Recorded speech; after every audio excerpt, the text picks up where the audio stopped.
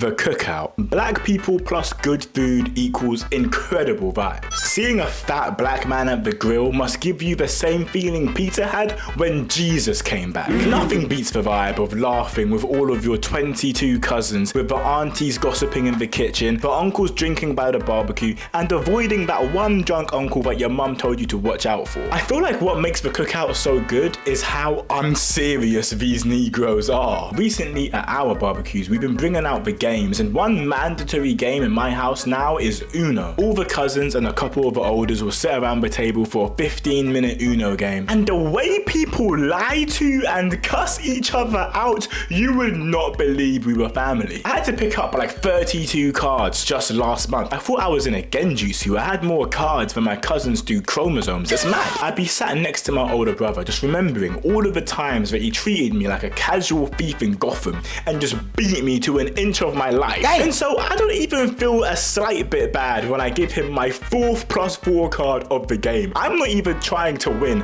I'm just playing to make sure that you lose. 2024 cookouts are a little different because if you want to see the little kids know Benzema, then you have to go upstairs and they're all going to be playing Roblox. I don't mind this because they're all still playing together, and I joined them one time for a game of murder mystery and I can't lie, they smoked me. These lockdown babies are built different, I swear. The real fun games start when all of the adults get involved. With the amount of times my body has been absolutely violated by a drunk uncle, what did he say? Whilst playing football, I'm surprised I even still have my ACL. Beating one of the uncles in a foot race will have you feeling like the man for the rest of the day. When you get your plate, the aunties give you more meat.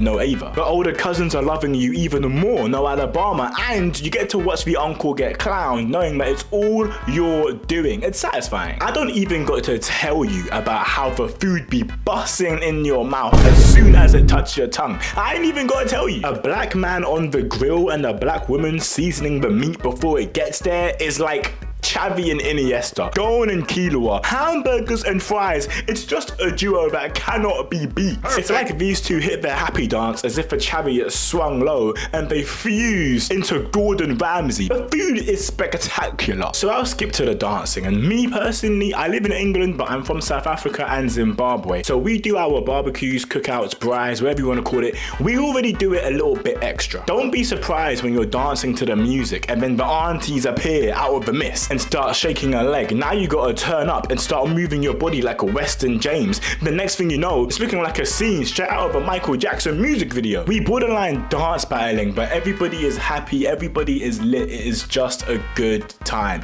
The cookouts are elite, and for me, a 10 out of 10 motive. Please leave a like, please subscribe. Gang banging. Okay, big change in scenery. Why does everybody want to be a gangster nowadays? You live with your mummy and your daddy in a nice house away from the city, but you want to sit in a cold crack den with a bunch of drugged up men.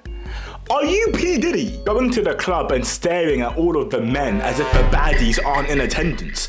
Are you Lil Nas? It's sad how dumb black people can be, because to this day, they still glorify beef, violence, and fast money. The media really doesn't help at all, because many of us grew up thinking we could only be athletes, rappers, gangsters, because that's all that you see when you see yourself on TV. But even to this day, half of these black shows that get big are heavily revolved around the streets. How do you make a show about literal superheroes and the main theme is somehow still local gangs? It's like it's what we want for ourselves. I understand and agree with shedding light on what's real, but at the same time, that isn't everybody's reality. And all this violent music that the kids are consuming is making good people want to be bad. And if you're really in it, then you know there's only two exit holes, dead or in jail. Look at Lil Durk, for example. His best friend was murdered for the street stuff, and now he's facing life in prison for getting back for a man that isn't even here to see it, dead or in jail. I'm trying to show you that it really does get real. Did you see the video of that little kid crying in the interrogation room when he realized that he really might go to prison? Then he just started snitching on all of his friends. He should have never been there. He clearly can't handle any of this. But I'm sure him and his friends felt powerful and cool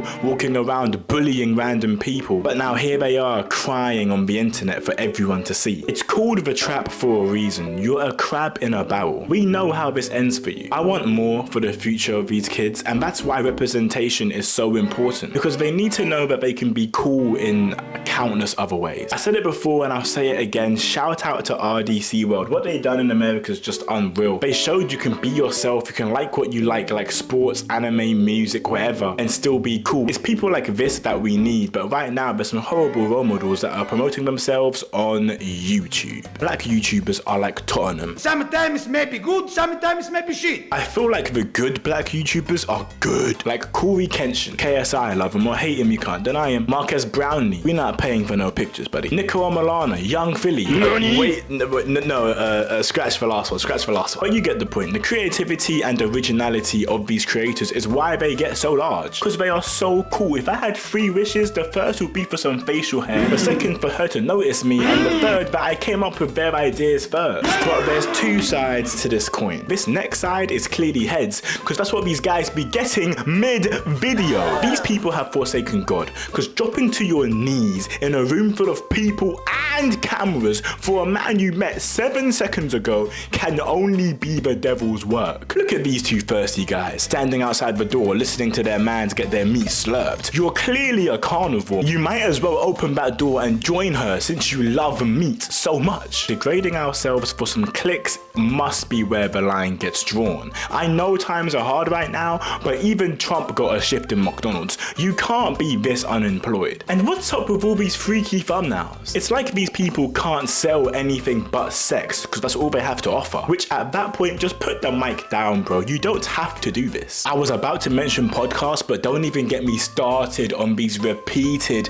self-destructive conversations. Oh my lord, they actually want the worst for themselves, I swear. I love and loathe my people, the latter more often at this point. This guy must be the descendant of Bill Cosby, because he's doing things that I know his granddaddy would be very proud of. A dating show with only children. Bro says yes or no to a bunch of other kids. Yo, 20 verse 1 is basically smash or pass. This is a sick man, a sick individual making this content. I know his most used apps are Reddit and Telegram. This is a man whose hard drive needs to be checked. But the even sicker thing is that people are engaging with this. They're watching this. Them and their audience are degenerates. 20 verse 1, degenerate. Pop the balloon, degenerate. In real life smash or pass, degenerate. This humiliation content needs to stop. It's getting uglier than half of the cast on these shows anyway. I don't like calling these guys YouTubers because it's unoriginal. They don't even show their own personality. They copycat off of other people. They basically use YouTube as fast money and clout, which is ironic because fast money and clout have been keeping black people down for the last 60 years. Music. From classic to modern jazz. From church singing to hip hop or rapping, black people have a gift when it comes to music. Instead of their usual drowning, they drown their sorrows in the blues, and it's just spectacular. Hear me out. I don't know what it is with fat black people,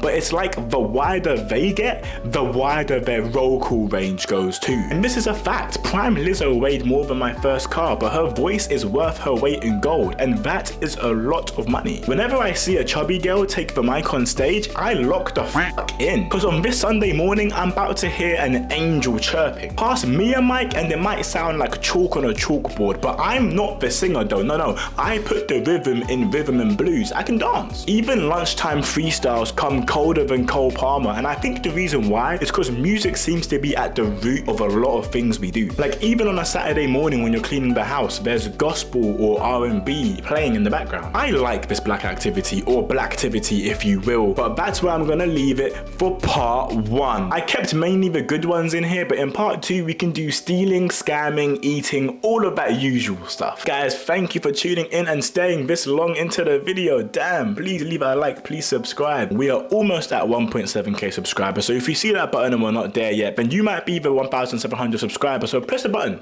And if we're already there and you're seeing this, then just subscribe anyway and become a part of the family. We have fun here. Let me know what else you guys want to see. Let me know what I missed, because there's plenty of black activities, and yo, I kept it mainly positive. I'm usually straight dissing, and I can't lie, black people, I've got a lot of negative things to say. In part 2, what do you want? Stealing, bunny hopping? Dr. Umar is not gonna like part 2, or maybe he will. You never know. But guys, thank you for all of the support recently. It has been crazy. I'm still replying to every single comment under all of my videos, so feel free to leave your opinion down there because I will be seeing it, and I will see you guys in the next one. For now, it is peace and love.